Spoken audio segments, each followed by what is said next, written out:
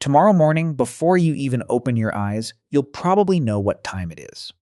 Not because you see a clock, not because you hear an alarm, but because somewhere in the back of your mind, your body is already keeping track. It knows when to wake. It knows when to sleep. It knows when daylight should arrive. And that raises a strange question. If your body can do that now, what did humans do before clocks existed? Because for almost all of human history, there were no wristwatches, no smartphones, no church bells, no digital displays glowing beside the bed, nothing. Yet somehow ancient people still knew when to hunt, when to travel, when to gather, when to plant, when to sail, when to perform rituals, and sometimes they knew with astonishing accuracy. So how? How did a species that had no clocks organize entire societies around time? The answer is far stranger than most people realize. Because ancient humans did not simply measure time differently, in many ways.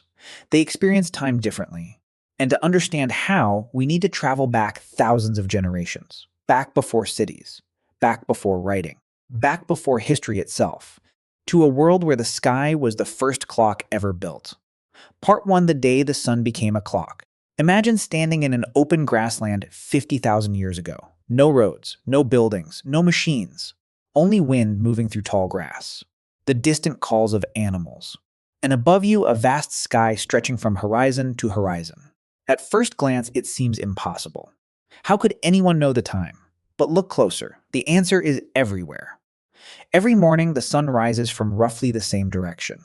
Every evening, it disappears again. Day after day, year after year, generation after generation. The pattern never stops. Ancient humans lived inside that pattern. And because they lived so closely with nature, they noticed details most of us never see. The height of the sun, the angle of shadows, the color of the sky, the behavior of birds, the cooling air before sunset, the subtle changes of dawn. These weren't interesting observations. They were survival tools. Missing them could mean hunger or death. Anthropologists studying modern hunter-gatherer societies have found that many groups can estimate time remarkably well without clocks, not to the minute, but often close enough for everything that mattered. The reason is simple. Human brains evolved long before mechanical clocks existed. For hundreds of thousands of years, our ancestors had to predict the movement of daylight with nothing but observation. And eventually, the brain became extremely good at it. In a sense, every human alive today still carries an ancient clock inside their head. But that's only the beginning. Because the sun did more than divide day from night. It created something even more important: rhythm. Think about your daily life. Breakfast, work, lunch, dinner, sleep. Modern schedules feel normal because clocks divide the day into equal pieces. But ancient humans organized life around recurring natural events instead. The first warmth after sunrise. The period when animals became active. The hottest part of the afternoon. The cooling hours before dusk, the darkness after sunset. Their world wasn't measured in hours. It was measured in moments. And strangely enough, that system worked for tens of thousands of years. But then something unexpected happened. Humans began noticing a mystery in the sky. A mystery that transformed time itself. Because while the sun repeated its journey every day, another object followed a far stranger pattern: the moon. Unlike the sun, the moon changed. It grew, it shrank, it disappeared, then returned, again and again. At first, this may have seemed magical. But eventually, people realized something extraordinary. The changes followed a cycle. A predictable one that repeated almost perfectly every 29 and a half days. Suddenly, humans had discovered something larger than a day, a unit of time that stretched across weeks, a cosmic pattern visible to everyone, no matter where they lived. Archaeological evidence suggests that some of the earliest humans may have tracked lunar cycles tens of thousands of years ago. One famous example comes from the Ishango bone, discovered near the border of modern-day Congo and Uganda. Dating back roughly 20,000 years, the bone contains a series of carefully carved marks. Researchers still debate its exact purpose, but one leading theory suggests it may have functioned as a lunar counting system, a primitive calendar. Think about what that means. Long before writing, long before mathematics, long before civilization, humans may already have been recording time, not with gears, not with numbers, but with scratches carved into bone, a thought born beneath the stars, preserved for 20,000 years. And this is where things become truly fascinating. Because once humans learned to track the moon, they discovered something even bigger, something that would eventually shape agriculture, religion, empires, and the entire structure of civilization itself. The question was no longer, what time is it today? The question became, what season is coming next?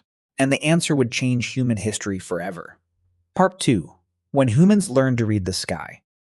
For most of your life, you've probably thought of seasons as something that simply happens.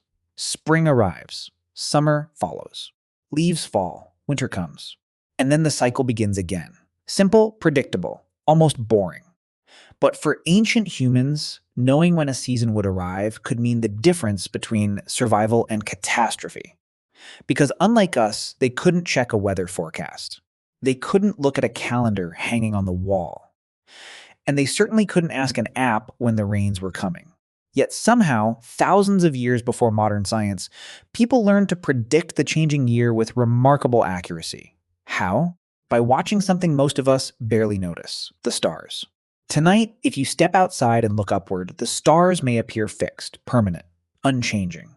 But ancient humans noticed something strange. The stars were not exactly the same every night. Some appeared earlier, others disappeared entirely.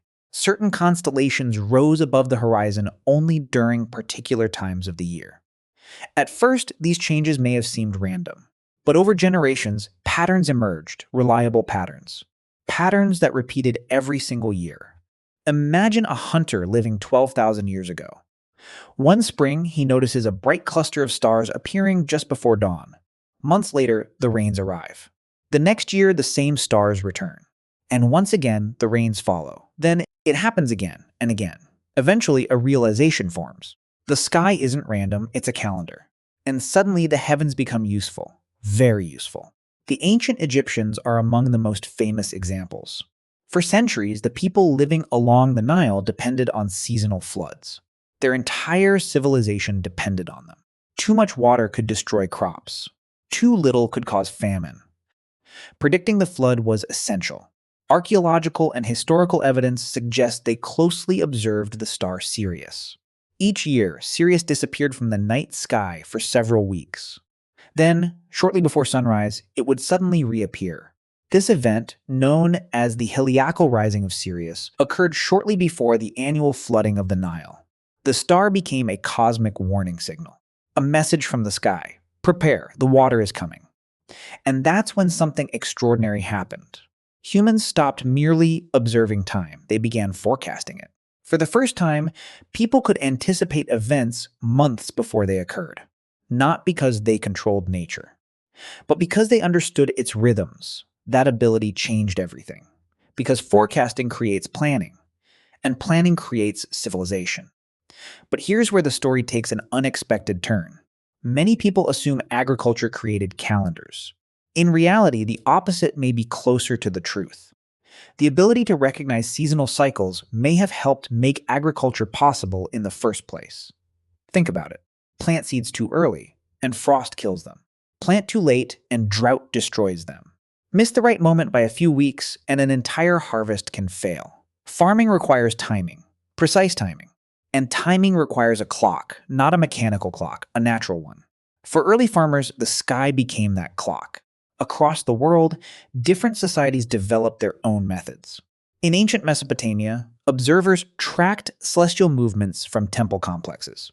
In Mesoamerica, civilizations carefully aligned structures with solar events. In Europe, enormous stone monuments appeared whose purpose still fascinates researchers today. One of the most famous is Stonehenge. For centuries, people wondered why it was built. A temple? A burial site? A place of rituals? Perhaps all of those things. But many archaeologists believe its alignment with the summer solstice was deeply significant. On the longest day of the year, the sun rises in near-perfect alignment with the monument, as if the entire structure were pointing toward a specific moment in time. Imagine standing there 4,000 years ago. Thousands of people gathering before dawn, the horizon glowing. The first rays of sunlight appearing exactly where generations expected them to appear. The crowd watches, the sun rises. And suddenly, everyone knows something important. The year has reached a turning point. No written calendar required, no clocks, no numbers, just stone, sky, memory. And collective knowledge passed from one generation to the next. But the deeper mystery isn't how humans track time. The deeper mystery is why they became obsessed with it. Because eventually people began building monuments that required enormous effort, massive stone circles, astronomical observatories, ceremonial structures aligned with the heavens. Entire cultures dedicated incredible resources to measuring cycles in the sky. Why? What made time so important? The answer may lie in one of the greatest psychological revolutions in human history. A revolution that changed not only how humans measured time, but how they thought about the future itself. Because once people could predict seasons, they began imagining tomorrow. And once humans started imagining tomorrow, they became something entirely new. Not just survivors, planners, dreamers, builders of worlds that did not yet exist. And that transformation would eventually lead to cities, kingdoms, empires, and modern civilization. But before any of that happened, ancient humans discovered a far more powerful clock than the sun, more powerful than the moon, more powerful than the stars. A clock hidden inside their own bodies. And its story is even stranger. Part 3. The clock inside your skull. Imagine waking up tomorrow morning, no alarm, no phone, no sunlight coming through the window, nothing, just darkness. And yet somehow, your body still knows when it's time to wake. Not perfectly, but surprisingly well. That isn't a coincidence. It's one of the oldest technologies humans have ever possessed, a biological clock. And unlike stone monuments, calendars, or sundials, it was never invented, it evolved. Long before humans tracked the stars. Long before we built cities. Long before we even became fully human. Nature had already solved the problem of time. The solution was hidden inside living organisms themselves. Today, scientists call it the circadian rhythm, a roughly 24-hour biological cycle that influences sleep, hormones, body temperature, metabolism, attention, mood, and countless other functions. But ancient humans knew nothing about circadian rhythms. They didn't know about neurons. They didn't know about hormones. They didn't know about genetics. Yet they experienced its effects every single day, because their lives were synchronized with nature in ways modern people can barely imagine. Think about the last thing you saw before sleeping last night. Perhaps a television, a smartphone, a computer screen. Artificial light surrounds us everywhere. Streetlights, billboards, headlights, bedroom lamps. Even at midnight, many cities glow brighter than ancient daylight. For most of human history, that simply didn't exist. When the sun went down, darkness arrived. Real darkness. The kind modern humans rarely experience. Anthropologists who have studied traditional hunter-gatherer groups have found that many communities maintain sleep patterns closely tied to natural light cycles. Not because someone tells them to, because their bodies expect it. Their internal clocks remain synchronized with the environment. And that synchronization may reveal something important about our ancestors. Ancient humans weren't constantly asking, "What time is it?" Their bodies often already knew. Not the exact minute, but the phase of the day. Morning, midday, evening, night. The categories that truly mattered. Which raises a fascinating possibility. Perhaps humans originally experienced time less like numbers, and more like sensations. The feeling of morning sunlight warming the skin. The hunger that arrived at predictable moments. The cooling air after sunset. The drowsiness that followed darkness. Time wasn't something you looked at. It was something you felt. And evidence suggests this feeling was remarkably accurate. Researchers conducting cave experiments during the 20th century uncovered something astonishing. Volunteers agreed to live underground for weeks or months without clocks, calendars, or natural sunlight. No information about time whatsoever. At first, scientists expected participants to become completely disoriented. Some did, but not in the way anyone expected. Many individuals continued following surprisingly regular daily rhythms. Their internal clocks kept running, even when every external clock disappeared. French scientist Michel Siffre became one of the most famous examples. In 1962, he spent months alone inside a glacier cave without knowing the date or time. When he finally emerged, he believed far fewer days had passed than actually had. His sense of longer periods became distorted, yet his body continued producing cycles of sleep and wakefulness. The clock remained active, even in isolation. And this is where things become strange. Because the more scientists study the human brain, the more they discover that time perception is not fixed. It bends, stretches, contracts. A joyful afternoon seems to disappear instantly. A terrifying minute feels endless. A childhood summer feels eternal. An adult year vanishes in a blur. The clock inside our minds does not behave like a machine. It behaves like a storyteller. And ancient humans likely experienced this even more intensely. Imagine sitting beside a fire 20,000 years ago. No screens, no notifications, no schedules, no deadlines. Only darkness stretching beyond the flames. The crackling of wood, the movement of shadows. The distant sounds of the night. Hours might pass without anyone knowing precisely how long. And perhaps that didn't matter, because survival depended more on rhythm than precision. The exact minute was irrelevant. The pattern was everything. Yet eventually, humanity encountered a problem the body alone could not solve. As groups grew larger, cooperation became more complex. A hunter arriving later in the day might miss an important gathering. A trading caravan arriving sometime next week could disrupt an entire exchange. A religious ceremony required everyone to gather at the same moment. Civilization was becoming more complicated, and complexity demanded greater precision. For tens of thousands of years, the body's clock had been enough. Now it wasn't. Humanity needed something external, something everyone could agree on, something visible, something measurable, something that could synchronize thousands of strangers. And so the next chapter of timekeeping began, not in caves, not around campfires, but in the first great cities, where priests, astronomers, rulers, and engineers would attempt something unprecedented. They would try to capture time itself, to divide it, measure it, control it. And in doing so, they would unknowingly transform human life forever. Because the next invention wasn't merely a better way to tell time. It was the beginning of a new relationship between humans and reality itself. A relationship that still governs your life today. And it all started with a shadow moving across the ground. Part 4. The moment humans captured time.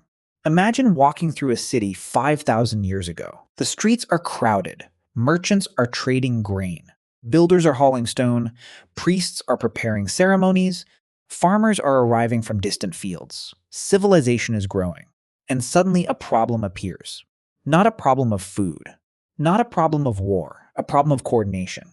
When exactly should the market open? When should workers begin? When should rituals start? When should taxes be collected? The old system no longer worked. The sun is high. The afternoon is coming. Meet me near sunset. Those descriptions had been good enough for thousands of years. Now they weren't. Cities needed precision. And for the first time in history, humans began trying to trap time itself. The earliest solution was surprisingly simple: a shadow. Somewhere in the ancient world, someone noticed a curious phenomenon. Place a stick upright in the ground. Watch its shadow. Morning. The shadow points one way. Afternoon. It points another. Every day the pattern repeats. Not perfectly, but predictably. And from that simple observation emerged one of humanity's greatest inventions, the sundial. At first, it may have looked insignificant, just stone and shadow. Yet, it accomplished something revolutionary. For the first time, people could observe time outside their own bodies. Time became visible, objective, shared. No longer a feeling, now a measurement, and that changed everything. Ancient Egypt, Mesopotamia, Greece, China, and many other civilizations eventually developed increasingly sophisticated methods of tracking daylight. But there was a problem, a very obvious one. What happens when the sun disappears? What happens at night, or during storms, or inside buildings? Civilization needed a clock that worked even when the sky could not be seen. And that's where human ingenuity became remarkable. Around the ancient world, different cultures developed an astonishing variety of solutions. Some used candles, some used burning incense, some used dripping oil. Others used something even more fascinating: water. The ancient Greeks called it a clepsydra, a water clock. Imagine a carefully crafted vessel. Water drips slowly through a tiny opening. As the water level changes, marks indicate the passage of time, drop by drop, minute by minute, hour by hour. It seems primitive today. But for ancient societies, it was revolutionary. Time could now flow indoors, through darkness, through rain, through the night.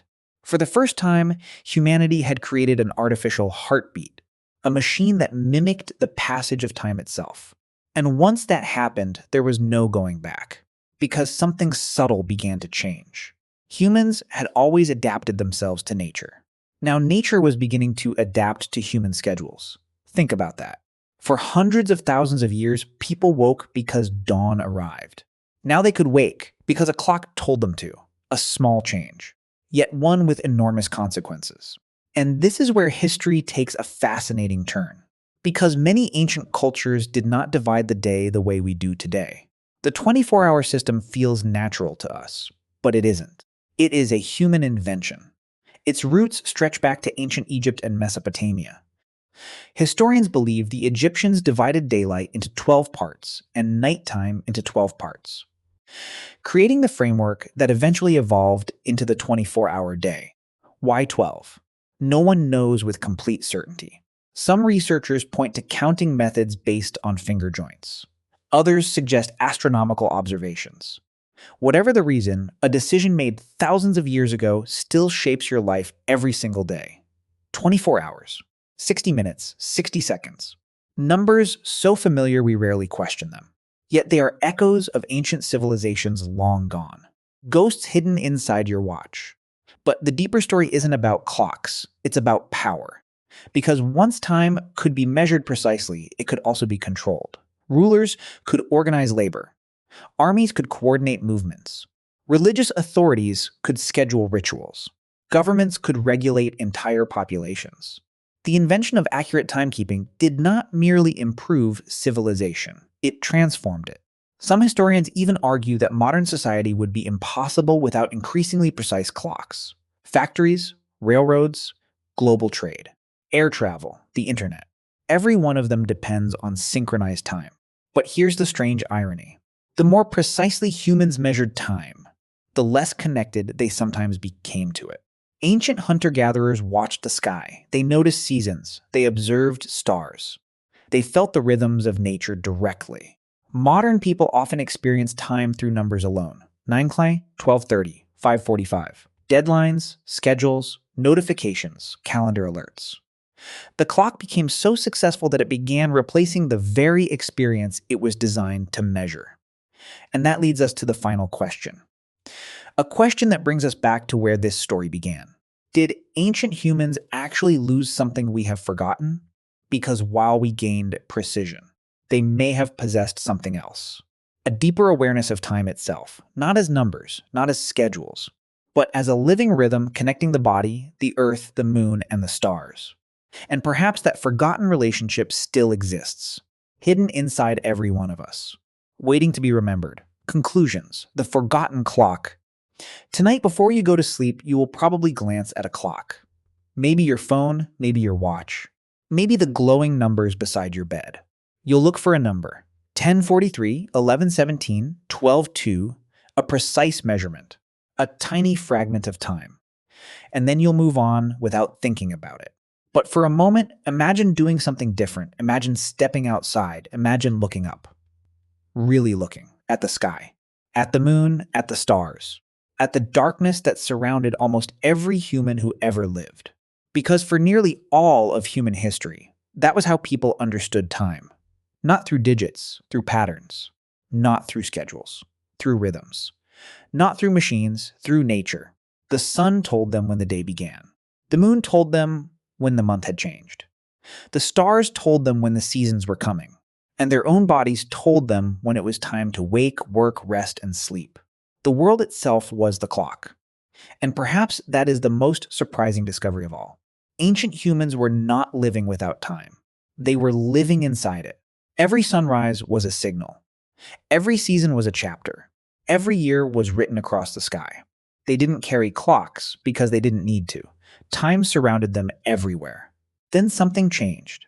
civilizations grew. Cities expanded, schedules multiplied, mechanical clocks appeared, minutes became important. Then seconds, then fractions of seconds. And slowly, almost without noticing, humanity transformed time from a rhythm into a resource, something to save, something to spend, something to waste, something to chase. Today, many people feel as though they never have enough of it. We schedule it, track it, optimize it, measure it constantly.